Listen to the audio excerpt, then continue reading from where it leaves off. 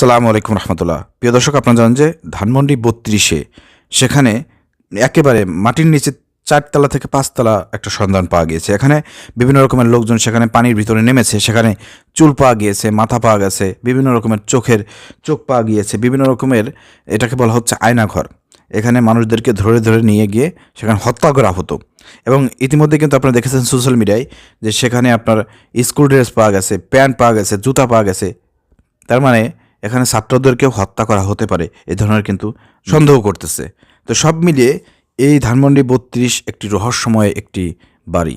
এই বাড়িটিকে এখানে একেবারে নিশ্চিহ্ন করে দিয়ে এখানে একটা খেলার মাঠ করে দেওয়া হবে।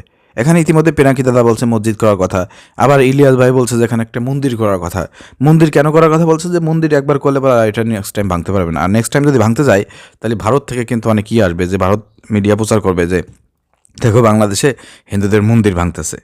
তো এটা কিন্তু ইলিয়াসের একটা মানে দীর্ঘমেয়াদী একটা পরিকল্পনা, একটা চেতনার কারণে সে কিন্তু মন্দিরের কথা বলছে।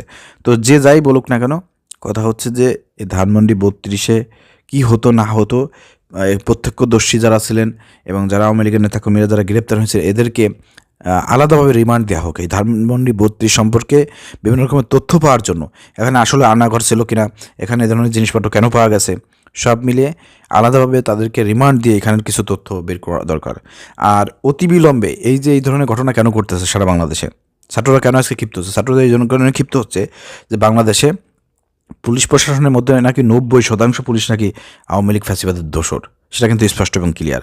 তো সেই জায়গা থেকে সরকারের উচিত এই যে এই লোকদেরকে কন্ট্রোল করা, অথবা এদের প্রধান যারা আছে প্রধানদেরকে চেঞ্জ করে দিয়ে এদেরকে কন্ট্রোলের মাধ্যমে দেশের যে আইন শৃঙ্খলা পরিস্থিতি আছে এটাকে নিয়ন্ত্রণ করা।